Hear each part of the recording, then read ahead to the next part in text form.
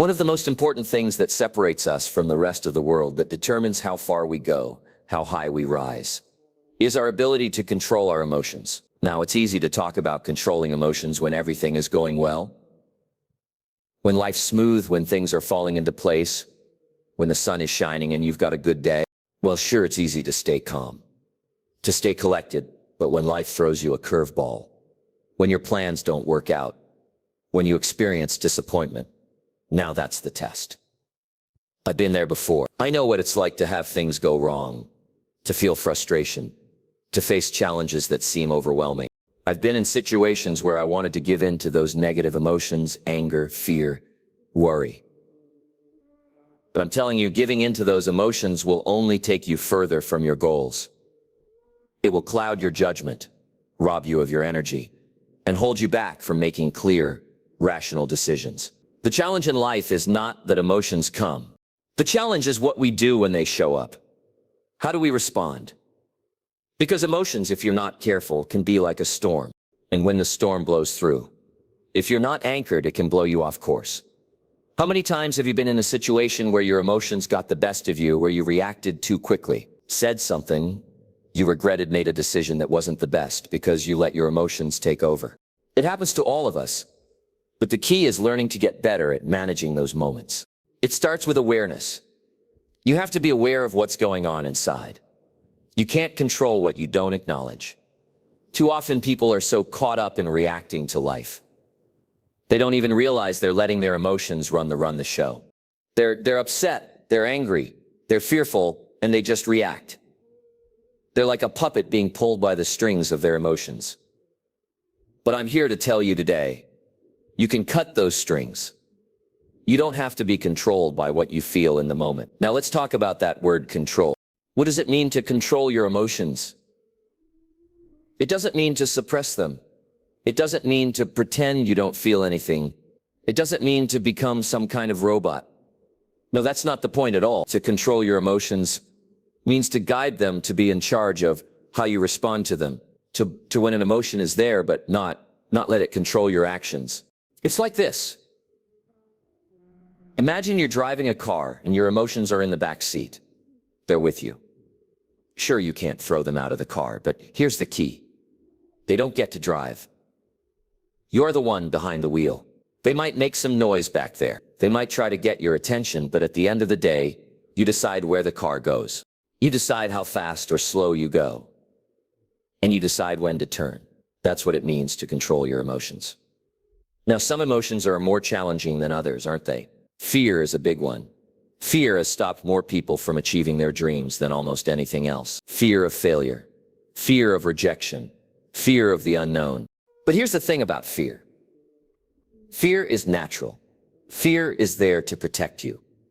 But sometimes it goes too far. Fear is like an overprotective parent that doesn't want you to leave the house. What if something goes wrong? It says, what if you fail? What if you get hurt?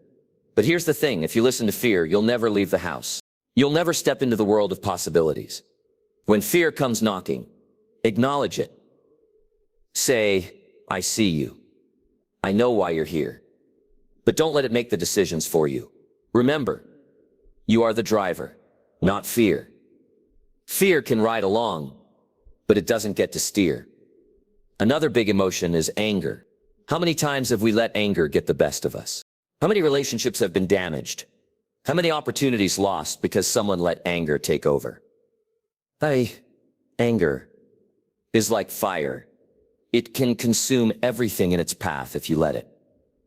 But here's the thing about fire. It can also be controlled. It can be used for good. Anger, if controlled, can fuel change. It can push you to stand up for what's right, to defend yourself or others. But uncontrolled anger is destructive. You've got to learn to pause. That's the key.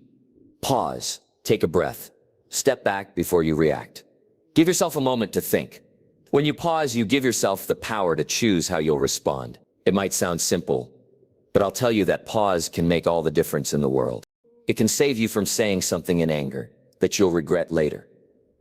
It can save you from making a decision out of frustration that will cost you dearly down the road. The pause gives you control. And what about sadness? What about those moments when life knocks you down and you feel defeated? When you've worked hard, you've given your best and it still didn't work out? When you lose something or someone important to you? Those are tough moments. And it's okay to feel sad. It's okay to grieve, to feel the weight of the loss. But don't stay there. Don't unpack your bags and live in sadness. Feel it, yes, acknowledge it, but then make a decision to keep moving forward. Life is still happening, and there's still more ahead of you. One of the most powerful things you can learn to do is to shift your focus. When you're feeling overwhelmed by emotion, whether it's fear, anger, sadness, or frustration, shift your focus. Ask yourself, what else is true right now? Maybe you're upset about something, but what else is happening in your life that's positive? Maybe you're afraid of taking a step, but what's the opportunity on the other side of that fear?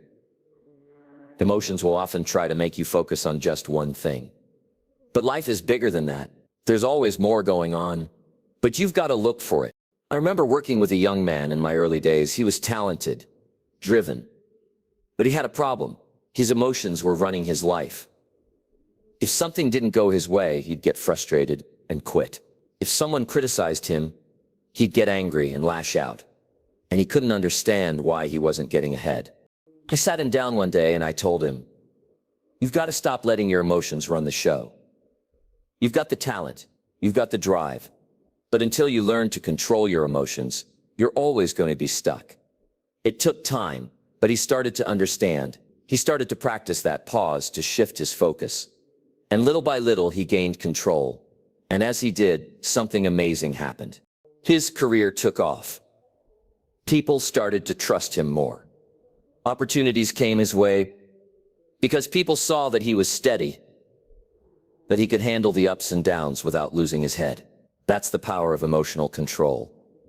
It opens doors for you that you never even knew were there. But here's the thing, it's a lifelong practice. You don't just wake up one day and suddenly have perfect control over your emotions. No, it's something you work on every day. Everyday life will give you opportunities to practice. Someone will cut you off in traffic. Something will go wrong at work. You'll get frustrated with a friend or a loved one. And in those moments you get to decide, will I react or will I respond? Reacting is what most people do.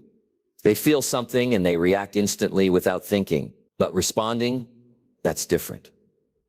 Responding means you take a moment, you think it through, and then you choose how to act. That's emotional control, that's maturity, that's power. So how do we develop this skill of responding instead of reacting? Well, one of the keys is to develop a mindset of calm. And how do you do that? By focusing on what you can control and letting go of what you can. So much of our emotional turmoil comes from trying to control things that are outside of our control. Other people's circumstances, the economy, the weather, but the truth is the only thing you really have control over is yourself, your thoughts, your actions, your responses. So when you find yourself getting worked up about something, ask yourself, is this something I can control? If the answer is no, then let it go. Focus your energy on what you can do and let the rest be. Your emotions are powerful, but you are more powerful. You are the one in control. You get to decide how you respond to life, how you handle the challenges that come your way.